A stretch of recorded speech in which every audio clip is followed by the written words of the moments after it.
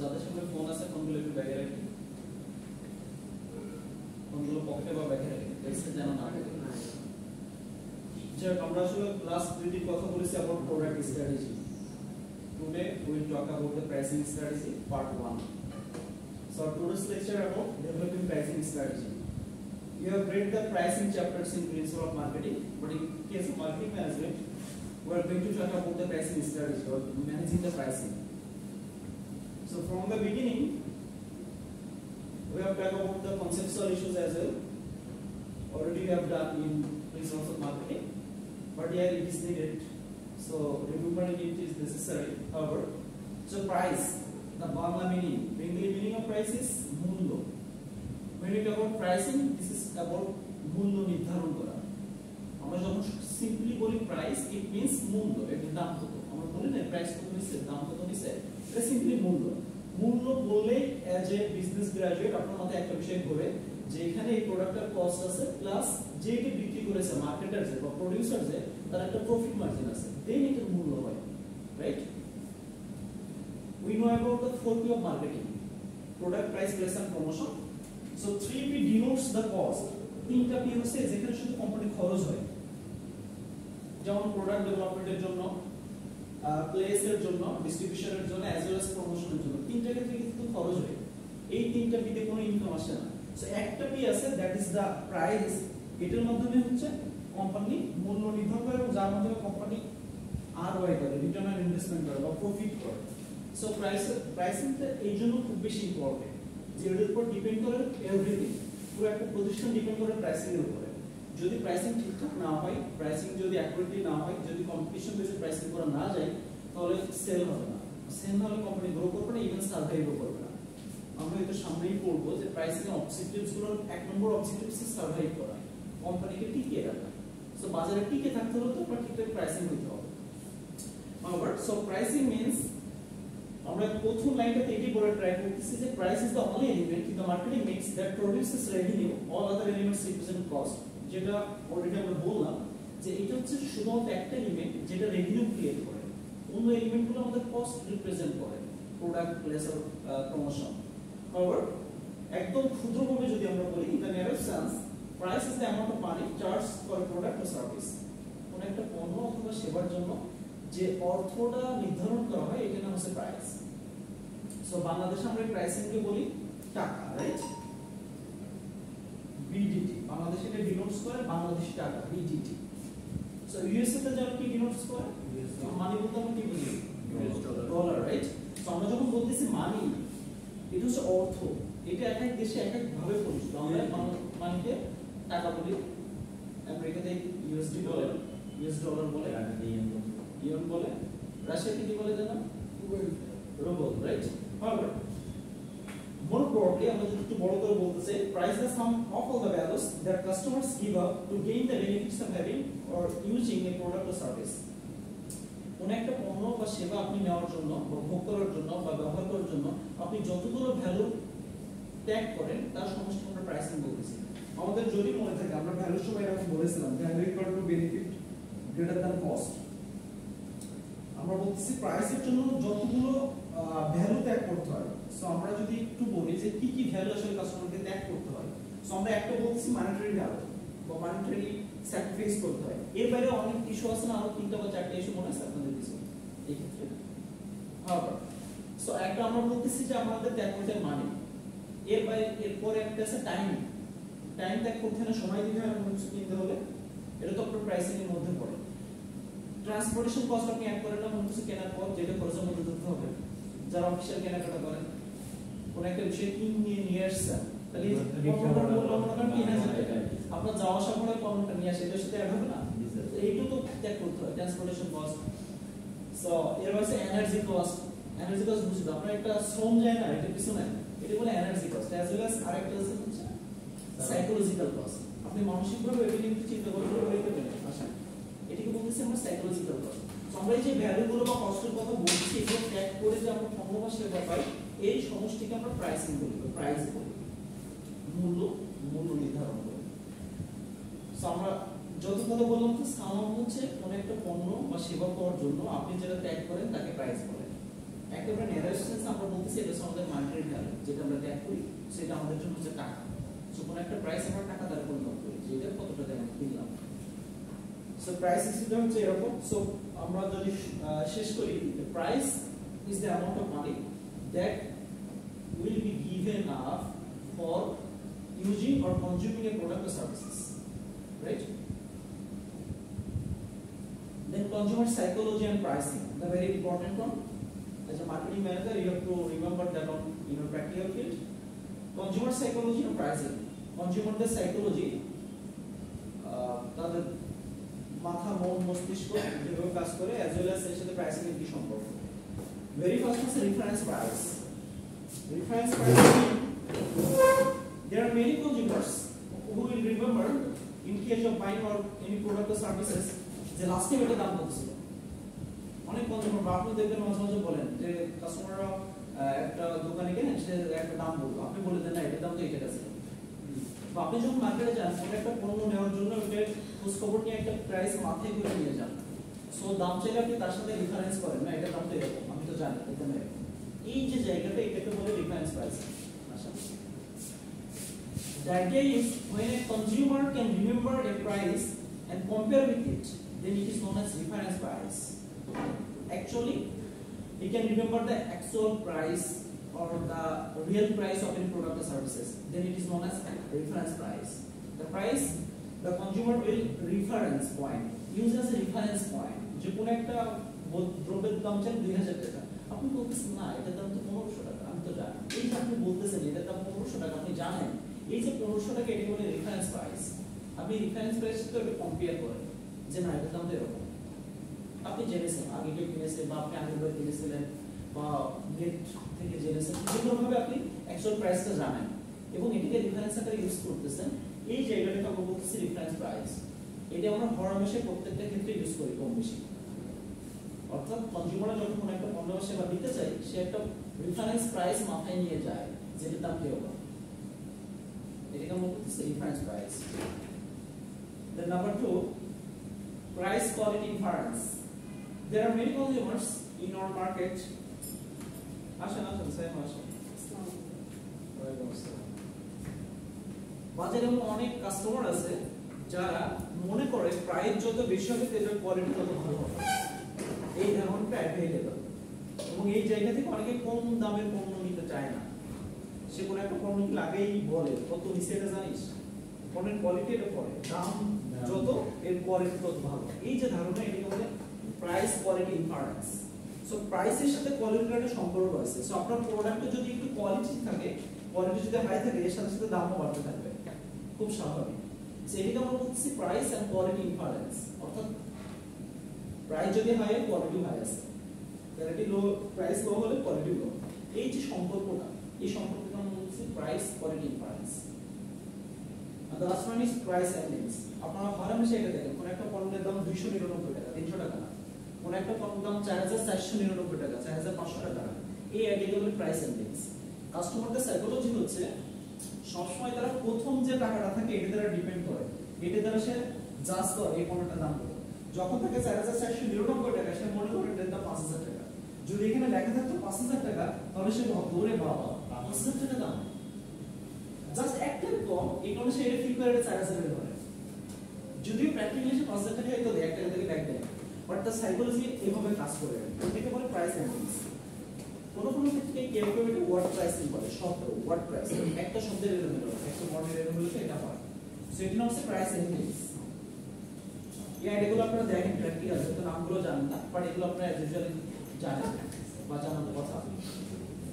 So আমরা customer psychology বা consumer psychology and pricing এর তিনটি ইস্যু নিয়ে কথা বলতেছি। এক নম্বর ইস্যু হচ্ছে আমাদের রেফারেন্স প্রাইস, যেটা কাস্টমার মাইন্ডে নিয়ে মার্কেটে যায়, যেটার সাথে রেফার করে যে না এটার দাম তো এত, এটার দাম তো এত। অর্থাৎ আপনার মাথায় একটা রেফারেন্স পয়েন্ট থাকে, রেফারেন্স প্রাইসিং পয়েন্ট থাকে, যার সাথে আপনি কম্পেয়ার করেন। এটাকে আমরা বলতেছি রেফারেন্স প্রাইস। দুই নম্বরটা আমরা বলতেছি প্রাইস কোয়ালিটি ইনফারেন্স। কোয়ালিটি এবং প্রাইসের সাথে একটা সম্পর্ক আছে। যদি প্রাইসটা হাই হয়, কোয়ালিটি ভালো হয়। অ্যাজাম্পশন, কনজিউমার সাইকোলজি এরকম অ্যাজাম্পশন করে। সো যদি কোয়ালিটি ভালো, প্রাইসও ভালো, যদি কোয়ালিটি কম, প্রাইসও কম, বা যদি কোন পণ্যের কোন দামের পণ্য কিনি তাহলে কোয়ালিটি কম হবে আমি ধরেই নিই। এটা হচ্ছে কনজিউমার সাইকোলজি। সো এই আইডিয়াটা আমরা বলতেছি price quality inference. And the last one is price earnings. সেটা আমরা বলতেছি আমরা হচ্ছে কোন একটা পণ্যের দাম যদি এভাবে দেখি, এখানে যে एग्जांपलটা দেওয়া আছে, কোন একটা হেডফোনের দাম 300 টাকা, আমরা এটাকে বলতেছি হেডফোনটা 299 টাকা। কনজিউমার সাইকোলজি আছে, সে মনে করে এটা 200 ধরে, 300 ধরে না, কারণ সে সবসময় প্রথম শব্দটা দেখে, সে সবসময় প্রথমটা থেকে অর্থাৎ লেফট থেকে রাইটে যায়। এই থিওরিটা তো বলে ফিলিপ কটলারের আরে জি জি, আমরা ইকুইভ্যালেন্স আইডেন্টিটি বলতেছি, জি ওনার বই থেকে আমরা বলতেছি।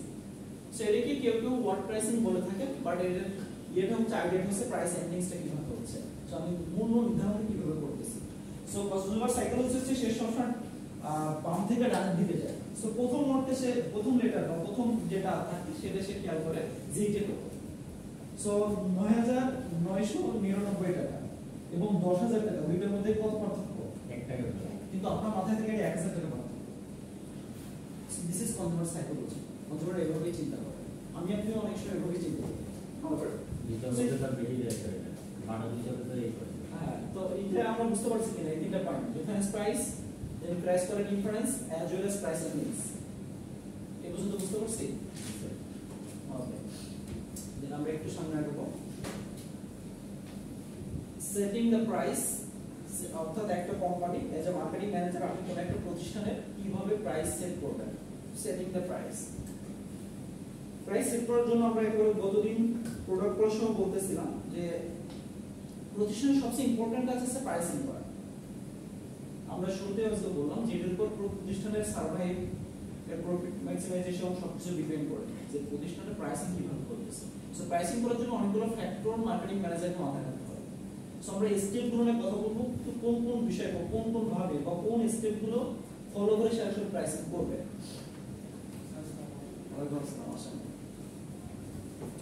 সো আমরা 6টা স্টেপ নিয়ে কথা বলবো, হয়তো আজ আমরা পুরোটা যাইতে পারবো না, যতদূর পারে যাব, আগামী দিন মার্কেটে শেষ করব। So the very first one is selecting the pricing objectives. Pricing করার জন্য প্রথম আইডিয়া যেটা, প্রাইসিং অবজেক্টিভস কি, আমরা একটু ডিটেইলসে কথা বলবো সামনের স্লাইডে। উদ্দেশ্য নির্ধারণ করতে হবে। First of all, find out or fix the pricing objectives. Then number 2, determining demand. কোন একটা পণ্যের এই মুহূর্তে বাজারে ডিমান্ড কেমন আছে বা ডিমান্ড ক্রিয়েট কিভাবে হচ্ছে বা এই ডিমান্ড ইলাস্টিসিটি কেমন। ডিমান্ড ইলাস্টিসিটি আইডিয়া মনে আছে আপনাদের দেশে ইকোনমিক্স পড়েছেন, ইলাস্টিসিটি অফ ডিমান্ড, আবার পরে কথা বলতেছেন। দেন এস্টিমেটিং কস্ট, আমাদের এই পণ্য তৈরি করতে বা প্রোডাকশনের জন্য আমাদের খরচ কত হচ্ছে কিভাবে হচ্ছে সেটা। Then analysing competitor cost, price and offers, ওই ইন্ডাস্ট্রিতে এই মুহূর্তে যারা কম্পিটিটর আছে তাদের কস্ট কিরকম, তাদের প্রাইস কিরকম, তাদের অফার কিরকম, এগুলো আপনাকে মাথায় রাখতে হবে যখন আপনি আপনার পণ্যের প্রাইসিং করতেছেন। দেন নাম্বার 5, সিলেক্টিং এ প্রাইসিং মেথড, অর্থাৎ কোন মেথড আপনি প্রাইসিং করবেন। আমরা এখানে 2টা বা 3টা ম্যাথ করব হোপফুলি আগামী দিন। And the last one is selecting the final price. Final price fix করব যে আমাদের পণ্যের দাম কত হচ্ছে। সো আমরা একটু ক্রোনোলজি অনুযায়ী আছি। Number 1, selecting the pricing objectives. এটা আপনারা একেবারে ছোটবেলা থেকে পড়ে আসতেছেন, যারা মেজর কমার্স পড়েছেন ছোটবেলা থেকে এসএসসি ইন্টারমিডিয়েট, তাদের ছিল যে পণ্যের মূল্য নির্ধারণের উদ্দেশ্য কি, বাংলায় পড়েছেন মুনাফা, অ্যাবসলিউটলি মুনাফা অর্জন। সো আলটিমেট অবজেক্টিভ মুনাফা অর্জন, বাট এক একটা লেভেলে এক একটা অবজেক্টিভ আমরা ফিক্স করি। এই মুহূর্তে কি অবজেক্টিভ, মনে করেন আপনার ইনিশিয়াল স্টেজে কি মুনাফা অর্জন অবজেক্টিভ থাকে কোন একটা কোম্পানি প্রতিষ্ঠার পর না, কি থাকতে হবে মার্কেট ক্যাপচার, বা মনে করেন যে থাকতে হবে যে কস্ট আসলে আপাতত হচ্ছে, বা মনে করেন মার্কেট এখন দখল করতে হবে, মুনাফা দরকার নেই। আবার দেশ এরকম অনেকগুলো অবজেক্টিভ আছে, আমরা অবজেক্টিভগুলো নিয়ে একটু ডিটেইলসে কথা বলতে চাই, কারণ আপনি যখন ভবিষ্যতে এই কাজটা করবেন তখন আপনাকে এই বিষয়গুলো কনসিডার করতে হবে যে এই মুহূর্তে আমরা আসলে কি করব। পয়েন্ট নাম্বার 1, সার্ভাইভাল, যেটা আমি শুরুতেই বললাম। সার্ভাইভাল মানে হচ্ছে টিকে থাকা, কোন একটা ইন্ডাস্ট্রিতে আপনি টিকে থাকবেন। সো আমরা বলতেছি companies pursue survival as their major objective if they are plagued with over capacity, intense competition or changing consumer wants. কোন একটা নির্দিষ্ট মার্কেটে যদি তারা দেখে যে এটা তাদের ক্যাপাসিটির বাইরে, যদি তারা দেখে অনেক বেশি competition or changing consumer wants change হয়ে যাচ্ছে, এই মুহূর্তে তাদের কাজ হচ্ছে ওই ইন্ডাস্ট্রিতে তাদের টিকে থাকতে হবে। সো টিকে থাকার জন্য যতদূর দরকার অতদূর প্রাইসিং করতে হবে, বেশি না। আমি লাভ করব পরে, আপাতত টিকে থাকি, এই জায়গাটাকে আমরা বলতেছি সার্ভাইভ করা। প্রত্যেকটা কোম্পানির ইনিশিয়ালি অবজেক্টিভ হচ্ছে সার্ভাইভ করা। আপনি যদি সার্ভাইভই করতে না পারেন তাহলে প্রফিট কোথা থেকে আসবে? সো ইনিশিয়ালি প্রত্যেকটা কোম্পানি প্রাইসিং করার জন্য প্রথম যে বিষয়টা মাথায় রাখে, আমাকে টিকে থাকতে হবে, সার্ভাইভ করতে হবে। ম্যান ভার্সেস ওয়াইল্ড, দেখছেন এটা? Yes, আমার yes. সাথে সবার সাথে পরিচিত না Yes, yes. তো ওখানে মেন জায়গাটা টিকে থাকা ঠিক আছে Right? ঠিক আছে লড়াই হ্যাঁ বিলাসিতা লাক্সারি এগুলো সব পরে আপনি তো টিকে থাকতে হবে এটাই তো বড় সো আমরা এখানে এটাই বলতেছি যে as a marketing manager you have to find out the issue that you have to survive at least initial then you can profit maximize or something else so survival the main issue Hasan দুপছে আচ্ছা অসুস্থ ঠিক আছে আচ্ছা survival cost on আচ্ছা ওকে ওর মধ্যে restore করবেন আমরা এদিকে শুরু করি the second one is maximum current profit any profit starts at a price that will maximize current profit আপনাদের যদি মনে থাকে you have read about in this of marketing pricing এর জন্য আমরা হয়তো আগামী দিন আমরা মার্কেটিং ম্যানেজমেন্টের কথা বলবো but you have read that new product pricing strategy there are two new product pricing strategies number one is marketing scheming pricing as well as market penetration pricing it is a product penetration just আমি একটু ইয়ের জন্য বলছি এই ব্যাপারটা clear করার জন্য maximum current profit অর্থাৎ অনেক কোম্পানি আছে উদ্দেশ্য থেকে বর্তমানে ম্যাক্সিমাম প্রফিট করতে হবে ভবিষ্যতে কেউ এটা জানতে হবে দেখতে হবে সুযোগ আছে প্রফিট করতে হবে বা টাকা ওখানে নিতে হবে এই যে আইডিয়াটা সো আমরা when you launch any new product in the market there are two strategies for pricing the new product one is skimming strategy that is set the high price and maximize the current profit as much as possible so কোন একটা পণ্যের নতুন পণ্যের দাম ডেটে করি বেশি মূল্য নির্ধারণ করে মার্কেট থেকে যত সম্ভব টাকা উঠাই বা প্রফিট ম্যাক্সিমাইজ করি এটাকে আমরা বলছি skimming strategy that is like maximum current profit number 2 আমরা বলতেছি মার্কেট পেনিট্রেশন স্ট্র্যাটেজি এটা হচ্ছে নিউ প্রোডাক্টের জন্য আমরা জাস্ট এই আইডিয়ার জন্য একটু বলবো পেনিট্রেশন আইডিয়াটা হচ্ছে set low price and cover the market or maximize the market share not the profit so this is known as penetration market penetrate করে আপনাকে বাজারে স্থান দখল করা না কনজিউমার ক্যাপচার করা এই যে জায়গাটা এটাকে আমরা বলতেছি পেনিট্রেশন স্ট্র্যাটেজি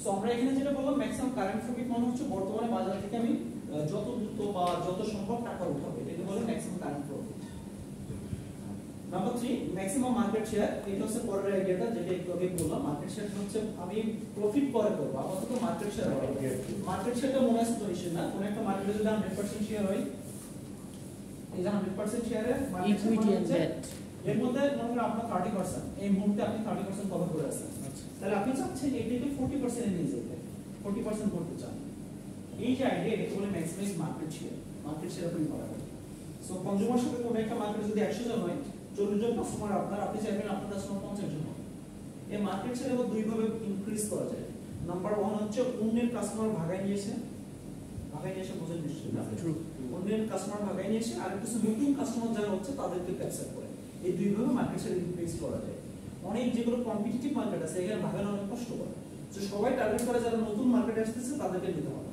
সো ভাগানো খুব ইম্পসিবল একটা ব্যাপার বাট কিছু কিছু মার্কেটে এরকম ইজি ভাগানো বিশেষ করে সার্ভিস মার্কেটে যেটা হয় যদি সার্ভিস ঠিকঠাক না থাকে কনজিউমার ভেঙে যায় কিন্তু আর যে চলে অফিসার আসবে না আপনারা মাঝে মাঝে দেখেন না বিভিন্ন কোম্পানি বিশেষ করে সিম কোম্পানিগুলো অফার দেয় 500 এসএমএস ফ্রি এত মেগাবাইট ফ্রি এত ফ্রি এটা হচ্ছে আপনার ভাগানোর উদ্দেশ্য আপনি এর মধ্যে বাংলা ইউজ করতেছেন সো ব্র্যান্ড ফোন অফার দিল যে আপনার 500 এসএমএস দেবে এই মেগাবাইট দিবে এত দিবে এত টক 10 ফ্রি দিবে কিন্তু দাম মাত্র 20 টাকা এর উদ্দেশ্য হচ্ছে আপনি তার ইউজারটা এটা বাদ দিয়ে এটা ইউজার হয়ে যায় কনসেপ্ট হচ্ছে এটা আবার সো এখানে যে তিনটা আছে এটা বুঝছি না survival maximum current profit as well as maximize market share বুঝছি তিনটা ওকে মোটা নাম্বার দিতে হবে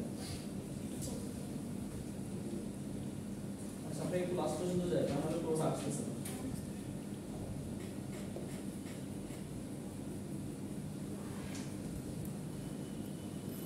আমরা ম্যাথগুলো আলোচনা করব আগামী দিন স্যার শনিবার দিন করলে স্যার আমাদের একটু দেখতে আসলে কি ব্যাপার এটা আজকে এমন হচ্ছে না যত আসছে তো আলাদা হয়ে যাচ্ছে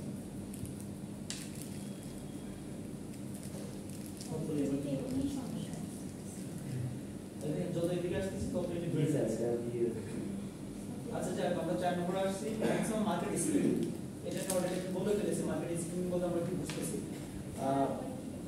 মার্কেট স্কিমিং মানে হচ্ছে আমি পণ্যের মূল্য কম নির্ধারণ করে সরি স্কিমিংটা ওই যে প্রথম যেটা বললাম ম্যাক্সিমাম কারেন্ট প্রফিট মানে অনেক হাই প্রাইস করে বাজার থেকে টাকা উঠাবো প্রফিট বেশি নিব এই বলে আমরা মার্কেট লং টার্ম রানের জন্য তো সেই করে না কারণ না এটা শর্ট টার্ম স্ট্র্যাটেজি যেমন বাংলাদেশে যদি আপনি খেয়াল করতে পারেন 1993 তে সিটি সেল যখন বাজারে প্রথম আসে মোবাইল তখন এক মিনিট কথা বলতে কয় টাকা লাগতো মনে আছে যাই হোক, আপনারা তো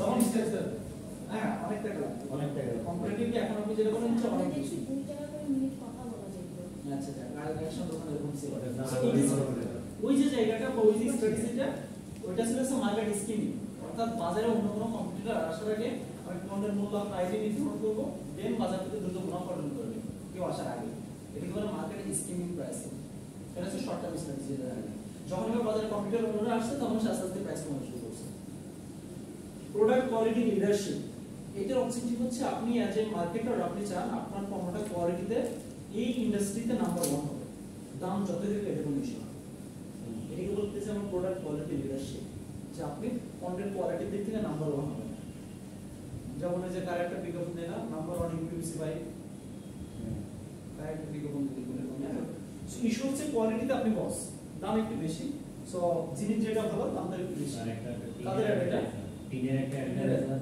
ওই যে আপনার নিউটিন থেকে কালামটা নষ্ট হয়ে গেছে 300 টাকা দিয়ে কিনছি লাভ করতে পরে সো ইস্যু হচ্ছে ওই আইডিয়াটা হচ্ছে এটা যে আমার পণ্যের মূল্য নির্ধারণ যাই হোক না কেন আমি কোয়ালিটিতে নাম্বার 1 এটাকে আমরা বলছি product quality leadership and the last one is other objectives আমরা বলছি এর বাইরেও প্রতিষ্ঠান অনুযায়ী অনেক কোম্পানি তার প্রাইসিং এর জন্য অন্যান্য অবজেক্টিভ ইউজ করতে পারে যেমন এখানে দুইটা বা তিনটা एग्जांपल দেওয়া আছে নাম্বার 1 ইউনিভার্সিটি চাইবে তার কস্ট রিকভারি করতে প্রফিট করতে না তার যে খরচ হচ্ছে এটা যাতে আমরা টিউশন ফি মধ্যে নিতে পারি হসপিটাল চাইবে তার যে হচ্ছে হসপিটাল রানিং এর জন্য কস্টিং গুলো হচ্ছে এগুলো যাতে আমরা রোগীদের কাছ থেকে ফির মধ্যে পৌঁছাতে পারি এখানে প্রফিট অর্জন অবজেক্টিভ নাই এগুলোকে আমরা বলি non profit and public organisation যেখানে প্রফিট ম্যাক্সিমাইজেশন বা প্রফিট করানো অবজেক্টিভ না যেমন গভর্নমেন্টের যত সার্ভিস আছে এখানে আলটিমেট অবজেক্টিভ হচ্ছে জনগণকে সেবা দেওয়া এই সেবা দেওয়ার জন্য যেটা আমাদের রিকভারি লাগে সেটা আমরা নিব নট লাইক এখানে প্রফিট করব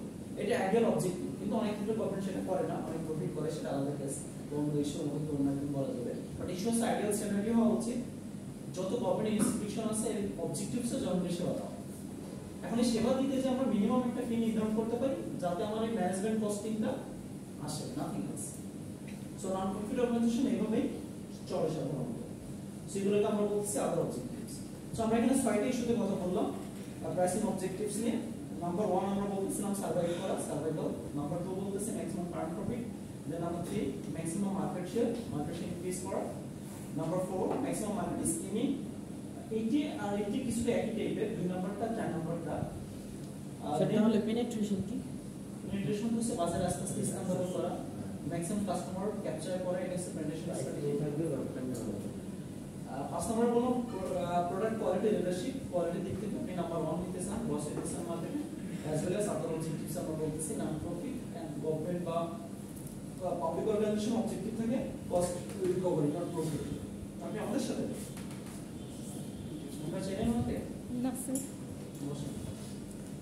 সেই মধ্যে আমরা বলতেছি university as well as hospital যেখানে উদ্দেশ্য থাকে কস্ট রিকভারি করা নট প্রফিট করা so this are the objectives of pricing so এখানে কোনো কোশ্চেন আছে কোন কনফিউশন আছে এই পর্যন্ত অবজেক্টিভস নিয়ে সো প্রাইসিং বলতে আমরা কি বুঝি and then as well as pricing objectives গুলো 6টা যেটা আমরা বললাম অলরেডি দেন টপিক নাম্বার 3 বা এখানে আমরা বুঝছি অবজেক্টিভ স্টেপ 2 ডিটারমাইনিং ডিমান্ড আমরা কোর্স পড়ে আসছি মাইক্রো ইকোনমিক্স ওখানে চ্যাপ্টার ছিল ডিমান্ড সাপ্লাই মনে আছে এগুলো ডিমান্ড ওকে তাহলে মোস্ট অফ দা কনসেপ্ট আপনি এখানে জানেন ডিমান্ড মাইক্রো ইকোনমিক্স এর ডিমান্ড একটা চ্যাপ্টার পড়েছেন আপনারা ওখানে একটা ইস্যু ছিল ইলাস্টিসিটি অফ ডিমান্ড মনে আছে দাম বাড়লে প্রাইস এটা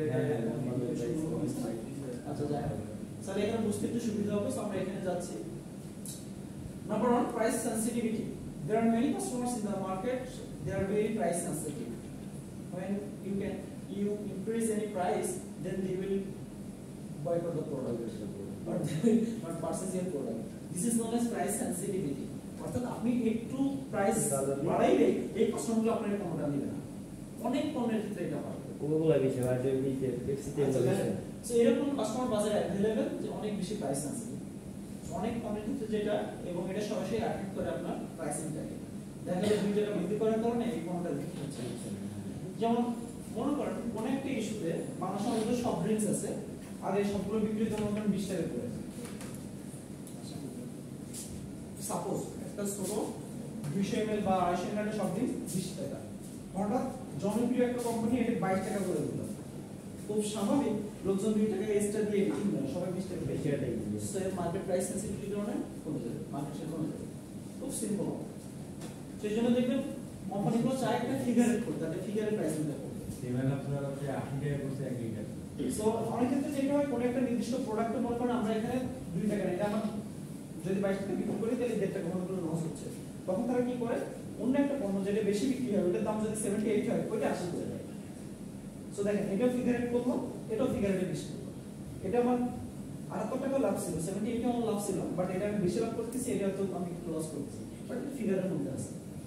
বাট সকল ক্ষেত্রে প্রযোজ্য না, কিছু কিছু ক্ষেত্রে প্রযোজ্য। However, সো আমরা বলতেছি এই যে 2 টাকা বেশি দিলে আমার দাম কমে যাবে, সরি কাস্টমার কমে যাবে, কনজিউমার কিনবে যাবে, ডিমান্ড প্রযোজ্য থাকবে না, কনজিউমার কিনবে না, এটাকে আমরা বলতেছি price sensitivity customer, price sensitive customer, right?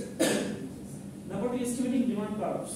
কার্ভসের কথা আমরা নিশ্চয়ই মনে আছে না, সাপ্লাই ডিমান্ডের কার্ভ করেছিলাম, এরকম অনেক চিত্র ভিতরে করেছিলাম না, এরকম জি স্যার, জি এরকম পড়ছিলেন তো না, মনে আছে তো?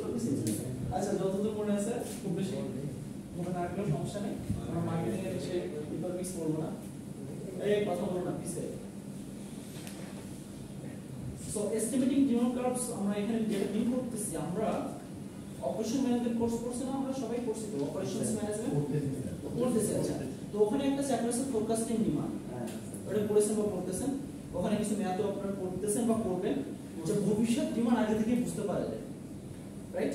আমরা এই আইডিয়া এখানে বলতেছি যে এস্টিমেটিং ডিমান্ড কার্ভস, আমার ডিমান্ড কার্ভ কি ঊর্ধ্বগামী হবে নাকি নিম্নগামী, ওটা আগে থেকে আমি আস করতে পারি, কি কিভাবে আস করতে পারি, মেথডগুলো আপনি ওখানে পড়বেন বা পড়তেছেন। আমরা এখানে এই বিষয়ে কিছু কথা বলেছি। নাম্বার 1 স্ট্যাটিস্টিক্যাল অ্যানালাইসিস, অর্থাৎ পরিসংখ্যানিকভাবে আমার আগের বিক্রির আগের প্রাইস বা অন্যান্য ফ্যাক্টর বিবেচনা করে আমি বলতে পারি স্ট্যাটিস্টিক্যালি যে সামনে ডিমান্ড কমবে নাকি বাড়বে, রাইট? দেন প্রাইস এস্টিমেটস, আমরা বাজারে এস্টিমেট চালাতে পারি যে এই প্রাইসে এই পণ্যটা বিক্রি হবে নাকি হবে না। অনেক সময় আছে না এস্টিমেট করতে, যে আপনাকে যদি এই পণ্যটা এত টাকায় যাবে কিনবেন ভবিষ্যতে, দেখবেন মাঝে মাঝে আপনাকে ফোন দেয় বা সরাসরি ফিজিক্যালি বলে, যারা স্মোকিং করে তাদের কাছে আসে, নতুন একটা ব্র্যান্ড আসছে, এরপর একটা আছে সার্ভে। সার্ভে এক্সপেরিমেন্ট হচ্ছে, বলি না আমি এক্সপেরিমেন্ট করে দেখবো এটা কাজ করে কিনা, তো একটা কোন একটা প্রাইসিং আমরা বাজারে এক্সপেরিমেন্ট করে দেখতে পারি যে এই প্রাইসে আমাদের কোনো বিক্রি হবে কিনা। লাস্ট ওয়ান হচ্ছে আমরা বলতেছি সার্ভে। সার্ভে বলতে এক্সপেরিমেন্টের মতোই, বাট এটা আমরা ডিফারেন্ট করতে পারি। যেমন এক্সপেরিমেন্ট আমরা একটা নির্দিষ্ট ইস্যু করলাম, একটা নির্দিষ্ট প্রোডাক্ট নির্দিষ্ট প্রাইসিং। সার্ভে মানে হচ্ছে একটা নির্দিষ্ট প্রোডাক্টে অনেকগুলো প্রাইসিং দিয়ে বাজারে আসা, হচ্ছে কোনটা কাজ করে সে অনুযায়ী আমরা একটা জরিপ চালালাম, জরিপ করব। সার্ভে মানে হচ্ছে জরিপ। সো এটাকে আমরা বলতেছি সার্ভে, যে can explore how many units consumer would buy at different propose price.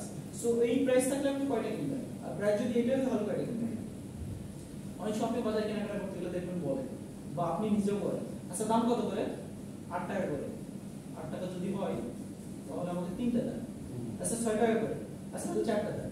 তাহলে দেখেন একটা 2 টাকা প্রাইস কমের জন্য আপনি 3টা বা 4টা, কারণ দাম তো একই হয়ে যাচ্ছে, 24 টাকা, 3টা 24, 4টা 24। আমরা বলতেছি তাহলে আমরা এই যে অনেকগুলো প্রাইস প্রপোজ করতেছি, পুরো সার্ভে করতেছি যে কি রকম হবে, কোন দামে কি রকম বিক্রি হবে, এটা বলতেছি survey. And the last one is elasticity of demand, অর্থাৎ কোন একটা পণ্যের দাম কমার অথবা বাড়ার কারণে ডিমান্ড কি রকম বাড়বে অথবা কমবে, এটাকে বলে elasticity of demand। Elastic channel না, ইলাস্টিক লম্বা হয় বড়। সো elasticity of demand মানে হচ্ছে কোন একটা নির্দিষ্ট পণ্যের যদি দাম বাড়ে তাহলে ডিমান্ড কি রকম কমে যায়, বা যদি দাম কমে তাহলে ডিমান্ড কি রকম বাড়ে, এটাকে বলে elasticity of demand, right? So এখানে আইডিয়াগুলো মাস মোর ইকোনমিক আইডিয়া, এবং আপনারা হোপফুলি সবগুলো জানেন। সো এখানে কোনো কোশ্চেন আছে কিনা বোঝার জন্য এইটাতে? ওকে, তাহলে আমরা স্টেপ 3 তে যে শেষ করব আজকে। স্টেপ নাম্বার 3 এস্টিমেটিং কস্ট, এগুলো আপনারা ম্যাক্সিমামই জানার কথা। আচ্ছা পড়ে শেষ করি, আগামী দিন তাহলে আমরা সরাসরি ম্যাথ শুরু করতে পারবো। স্টেপ 3 এটা অ্যাকাউন্টিং এর ইস্যু। আমরা ওই যে প্রথম দিন বলতেছিলাম মনে আছে যে বিজনেসের সাথে ওইভাবে জড়িত অনেকগুলো অনেকগুলো ইস্যু বা ডিপার্টমেন্ট, তার মধ্যে একটা অ্যাকাউন্টিং, একটা মার্কেটিং, একটা ফাইন্যান্স, একটা ম্যানেজমেন্ট হিসাবে। সো আমরা এখানে কিছু জিনিসের কথা বলতেছি, ডিউ টু মার্কেটিং এগুলো ভাবে যুক্ত হবে। এস্টিমেটিং কস্ট এখানে আমরা জানি, আমরা একটা কমন ফিনোমেনা জানি, এটা সবাই জানি, FC plus VC equal to TC. কি হয় এটার ফুল মিনিং গুলো বলতো? চৌধুরী সাহেব এটার ফুল মিনিং গুলো মনে আছে? সাইমা ভাই, সাইমা, হ্যাঁ সাইমা বলো তো full meaning. Afsana Fixed cost plus variable cost and total cost. এতক্ষণ পরে মনে করলো না। Chowdhury সাহেব আচ্ছা যাই হোক, আমরা কম বেশি জানি একটা প্রোডাক্টের একটা প্রোডাক্ট প্রাইসিং করার জন্য আমাদের টোটাল কস্ট দরকার হয়, এটা আমরা বের করি সাধারণত ফিক্সড কস্ট, এর সাথে ভেরিয়েবল কস্ট যোগ করি অ্যাজ ওয়েল অ্যাজ সেট। এই ফিক্সড কথা বলো না স্যার, আবার টোটাল কস্টের সাথে প্রফিট যোগ করলে selling price. So fixed cost হচ্ছে আমরা সবাই জানি কোন একটা নির্দিষ্ট অ্যামাউন্ট পর্যন্ত যে কস্টটা ফিক্সড থাকে, চেঞ্জ হয় না, এটাকে ফিক্সড কস্ট বলি। যেমন সো ফর এক্সাম্পল আপনি একটা গোডাউন বানাইছেন, সো গোডাউনের ক্যাপাসিটিতে 30000 ইউনিট এখানে স্টক করা যায়, আপনি 10000 করেন, 5000 করেন, 30000 করেন, আপনাকে গোডাউন ভাড়া 10000 টাকা দিতে হবে। এটাকে আমরা বলছি ফিক্সড কস্ট, এটা চেঞ্জ হচ্ছে না। ভেরিয়েবল কস্ট মানে হচ্ছে আপনি যদি 5000 ইউনিট আনেন তাহলে শ্রমিক বা লেবার কস্ট কম হবে না, যদি 30000 ইউনিট আনেন ট্রান্সপোর্টেশন লেবার কস্ট বেড়ে যাবে। এটা বলতেছে আমরা ভেরিয়েবল কস্ট, যেটা ভ্যারি করে। এই দুটো যোগ করলে আমরা পাই টোটাল কস্ট। সো প্রথম প্যারাটা এই রিলেটেড। এরপরে আরেকটা আছে এসি, যদি আপনাদের মনে থাকে AC equal to total cost divided by units production বা ইউনিটস, টোটাল ইউনিটস, এটাকে বলে এভারেজ কস্ট। তাহলে একটা প্রোডাক্ট এক ইউনিটের জন্য আমাদের কত খরচ হলো, গড় কত খরচ পড়লো, বলি না আমাদের গড় এত টাকা খরচ পড়ছে। আপনারা কখন বন্ধুরা মিলে বিক্রি করেছেন টাকা কোথায়? বিক্রি করার পরে ভাবতেন না কত টাকা, কতজন আমরা বিক্রি করলাম? 10 জন, খরচ হয়েছে কত? 3000 টাকা। এর প্রত্যেক ভাগ করে দিল 300। এইটার নাম হচ্ছে গড় খরচ, এভারেজ কস্ট। সো প্রথম প্যারাটাতে চারটা আইডিয়া আছে, fixed cost, variable cost, total cost and average cost. So এই পর্যন্ত বুঝছি না। দেন accumulated production. The idea of accumulated production is denotes that কোন একটা বিষয় কোন একটা প্রতিষ্ঠান করতে করতে কর্মচারীরা করতে করতে এক্সপেরিয়েন্স হয়ে যায় না, সে শর্টকাট খুঁজে বের করতে পারে, সে জানে কেমনে করলে এটা কেমনে হবে, এটিকে বলে accumulated production experience। আপনি কোন একটা কাজ বারবার করতে করতে আপনি এদিকে এক্সপেরিয়েন্স হয়ে যান, অভিজ্ঞ হয়ে যান, আপনি জানেন এখানে শর্টকাট কি ফর্মুলা আছে, এখানে কেমনে করলে কিংবা কোন মান যাবে, এখানে কস্ট মিনিমাইজেশন কি করলে হবে, এই আইডিয়াকে বলে accumulated production। বুঝতে পারছেন? বুঝতে পারছেন?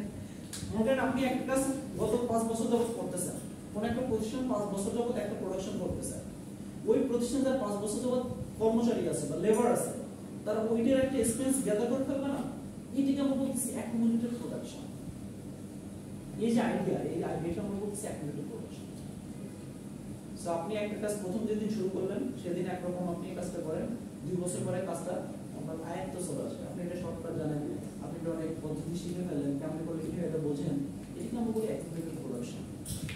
তো accumulated production যত বাড়ে কস্টিং তত কমে, স্যার এক্সপেরিয়েন্স এক্সপেরিয়েন্স হয়ে যায়। জি, সহজ করে আমরা যদি বলি আপনি এক্সপেরিয়েন্স গ্যাদার করেন।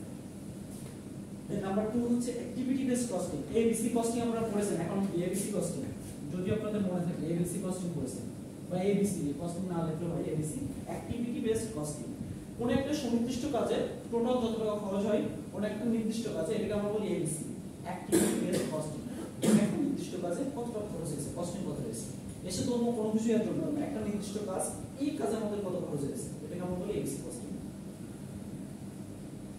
যখন আপনাকে আপনার আম্মা জিজ্ঞেস করে যে বিকেল 3টা থেকে 4টা পর্যন্ত তুমি কোথায় ছিলে, আপনি বললেন আমি সকালে ইউনিভার্সিটি গেছিলাম, এটা করছিলাম, ওটা করছিলাম, তারপর বন্ধুদের সাথে আসছিলাম, তারপর বাড়ি চলে আসলাম। আপনি কিন্তু বলেননি 3টা থেকে 4টা কোথায় গেছিলেন, আপনার স্পেসিফিক জানতে চাইছেন 3টা থেকে 4টা পর্যন্ত তুমি কোথায় ছিলেন। কারণ আপনার আম্মা যখন বাইরে গেছিল এক জায়গায় দেখে আপনি আপনার মধ্যে একটা চেহারা বসে আছে, এই জিনিসটা কনফিউজ। সো এই যে আমরা যদি সুনির্দিষ্টভাবে একটা নির্দিষ্ট কাজের কথা বলি, এই কাজে কত খরচ হয়েছে, এটাকে বলে ABC, right? Activity based costing. And the last one is target costing. শব্দ থেকে আমরা বুঝতেছি টার্গেট কস্টিং মানে হচ্ছে, সে ফর एग्जांपल আপনার বস আপনাকে বললো আমরা এইটার জন্য 500 টাকা খরচ করব, বেশি না, আমাদের পাশে আজকে গেস্ট আসবে বা অফিসে আজকে গেস্ট আসবে, এদের নাস্তা করব, আমাদের খরচ 500 টাকা, আমাদের টার্গেট 500 টাকার মধ্যেই খরচ হবে এবং আপনি ওর মধ্যে ম্যানেজ করেন, এটাকে বলে টার্গেট কস্টিং। সো আমরা নতুন একটা প্রোডাকশন বা মার্কেটিং বা ক্যাম্পেইনে যাচ্ছি, এখানে আমাদের বাজেট 3 লাখ, আপনি যাই করেন 3 লাখের বেশি খরচ করতে পারবেন না। এটা কি মানে টার্গেট কস্টিং, যা ক্যাম্পেইন টার্গেট ফিক্স করছি তারপর কস্টিং দিচ্ছি, এটা কি মানে টার্গেট কস্টিং। সো ওয়ার্ডিং গুলো একটু আপনাদের জন্য জরুরি, কারণ প্র্যাকটিক্যাল ফিল্ড এগুলো খুব কাজ দিবে আপনার বস আপনাকে বলে দিবে যে আমাদের এই প্রোগ্রাম হচ্ছে টার্গেট কস্টিং হবে, আমাদের টার্গেট 10 লাখ টাকা। সো আপনি যদি আগে না বুঝেন, আপনি কমপক্ষে 10 লাখ টাকা দিলে পরে আরো টাকা দেবে খরচ করে বসে আছেন, পরে বস তো টাকা দেবে 10 লাখ টাকা ফিক্স। সো এগুলো একটু জরুরি আপনার জন্য। সো আমি আবার প্রথম থেকে বলি, FC fixed cost, VC variable cost equal to TC total cost. এই টোটাল কস্ট থেকে আমরা যদি প্রোডাকশন ইউনিটস বা ইউনিটস যে কোনো ইউনিটস দ্বারা ভাগ করি, টোটাল ইউনিটস দ্বারা ভাগ করে আমরা পাই আছে এসি এভারেজ কস্ট। পরে আমরা বলতেছি অ্যাকুমুলেটেড প্রোডাকশন মিনস যে আপনার এক্সপেরিয়েন্স গ্যাদার করার যে জায়গাটা, কোন একটা নির্দিষ্ট কাজ বারবার করতে করতে আপনি যে অ্যাকুমুলেটেড বাংলা হচ্ছে পুঞ্জীভূত বা একত্রিত যে এক্সপেরিয়েন্স গ্যাদার করেন, এটাকে বলে accumulated costing, accumulated production costing. এটা করতে করতে আপনার কস্টিং কমে যায়। আপনি কোন একটা প্রোডাকশন বা কোন একটা মার্কেটিং প্রথম দিন যে করছিলেন, খরচ যত হয়েছিল পরে এক্সপেন্স হইতে এটা কিন্তু কমে যাবে। আপনি ভাবেন তো, সাপোজ আপনি প্রথম যেদিন ইউনিভার্সিটি আসছিলেন যত টাকা খরচ হয়েছিল আপনার থেকে অত টাকা খরচ হয় না, ওইদিন আপনি চিনতেন না, রিক্সা উঠছিলেন, রিক্সা বলছিল 200 টাকা, আপনি চলে আসছিলেন। এখন তো আরে বাবা এটা তো 10 টাকা বাস করে এখান থেকে ইন্টারন্যাশনাল হয়ে শেষ। তাহলে এই অ্যাকুমুলেটেড আপনার খরচ কমাই দিচ্ছে না এক্সপেরিয়েন্সটা, এটাকে আমরা বলতেছি অ্যাকুমুলেটেড প্রোডাকশন। দেন বলতেছি এবিসি, অ্যাক্টিভিটি বেসড কস্টিং। কোন একটা নির্দিষ্ট কাজের জন্য আমাদের কস্টিং যত টাকা, এটাকে আমরা বলতেছি ABC. And last one is target costing. কোন একটা নির্দিষ্ট কাজে বা কোন একটা নির্দিষ্ট সময়ের জন্য আমরা যদি টার্গেট আগেই বলি যে এই মাসে আমাদের টোটাল খরচ বা অফিস খরচ বা এই খরচ এত টাকার বেশি হওয়া যাবে না, এবং এরপর আমরা সবকিছু করে দিই এর মধ্যে, এটাকে বলে আমরা টার্গেট কস্টিং, যে আমরা আগেই টার্গেট ফিক্স করছি এই বেশি হওয়া যাবে। ফার্স্টে এক্সপেন্ডিচার বানাবো, then we will expense. Yes. So এই পর্যন্ত আইডিয়া বুঝতে পারছি কিনা? And the last topic to the step number 4. Analyzing competitor cost, price and offers. The most important one for pricing in a competitive market. আমরা বলি বর্তমান যুগে প্রতিযোগিতার যুগ, 21st century. So in 21st century as a marketing manager you have to look after the issue of competitor price, cost, price and offers. So competitors আমরা যদি একটা ইন্ডাস্ট্রির কথা বলি বা আপনাদের ক্লাসের মধ্যে আমি বলি, আপনাদের মনে করেন এখানে যদি আমরা এভাবে দেখি, যেগুলো ডট দেখতেছেন মনে করেন এগুলো একটা কোম্পানি বা আপনার একজন প্রতিদ্বন্দ্বী। আপনি যদি এই পজিশনে থাকেন, এটা যদি আপনি আপনার প্রতিদ্বন্দ্বীকে এটা না এটা না এটা কাছে, এটা আমরা বুঝি না, সবাই তো আমার প্রতিদ্বন্দ্বী, বাট আমার এই হাতে ফোন কেন বললাম না, কোনটা পকেটে রাখতে হবে।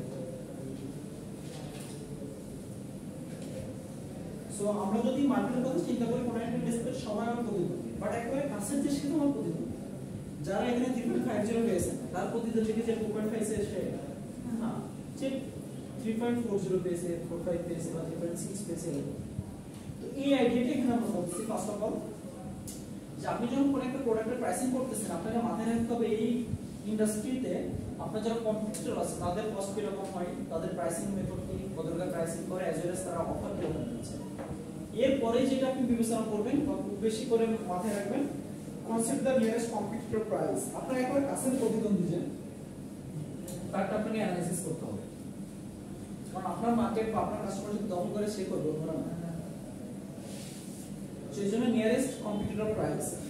এরপর আরেকটা বিষয় হচ্ছে রিঅ্যাকশন। আপনি কোন একটা এই যে প্রাইস রিঅ্যাকশন ইন্ডিয়া অ্যাকাউন্ট, যারা কিরকম রিঅ্যাকশন দিচ্ছে, আপনি একটা পণ্যের দাম বাজারে ছাড়লেন, যারা আপনার প্রতিদ্বন্দ্বী যারা আছে এগুলো একটা রিঅ্যাকশন দিবে, এটা অ্যাগ্রেসিভ হোক ট্রেডিং হোক, যাই হোক না একটা রিঅ্যাকশন আসবে, হয় একটা বিকল্প অফার দিবে বা এটা অ্যাটাক করে আরেকটা অফার দিবে। আপনাদের যদি মনে থাকে আজ থেকে 5-7 বছর আগে ব্র্যান্ড ফুড যাচারটা বাঙালি করে দিয়ে তাই করতো, এখনো করে মাঝে মাঝে বিকাশ যা করে নগদ তাই করে, কারণ এখানে রিঅ্যাকশন দেখাইতে হবে, দ্যাটস কাস্টমার ঢেকে যাবে না। হঠাৎ করে দেখলেন যে রবি এত টাকায় মিনিট দিচ্ছে, পরের দিন যদি বাঙালি বা ব্র্যান্ড ফোন যদি এদের ম্যাক্সিমাম পরিবর্তন হয়ে যায় বা মেজর পরিবর্তন হয়, তাহলে দেখবেন একটা রিঅ্যাকশন অফার দিচ্ছে, তাহলে একটা কাস্টমার ঢেকে যাবে। সো এই যে আমরা বলতেছি, এটাকে আমরা বলতেছি competitor cost, price and offers analysis. So pricing করার সময় এটা আমাদের মাথায় রাখতে হবে। সো আমরা বলতেছি 6টা স্টেপের, আজকে 4টা পর্যন্ত পড়লাম, 4টা পর্যন্ত দেখলাম, বাকি 2টা আগামী। সো বাকি দুইটাতে আমাদের যেটা আছে ফার্স্ট নাম্বার আছে প্রাইসিং মেথড এখানে আমরা মেথডগুলো পড়বো এবং প্রত্যেক মেথড একটা করে ম্যাথ করব খুবই সিম্পল ম্যাথ এখানে মনে হয় তিনটা ম্যাথ করব এটা আমরা কথা বলবো and the last one is final প্রাইসের জন্য কি করতে হবে সো প্লেটা আমরা আগামী দিন শেষ করব আগামী যেদিন ক্লাস হবে সেদিন সো আজকে চার স্টেপ কোনো কথা আছে না কোনো কোশ্চেন আছে কিনা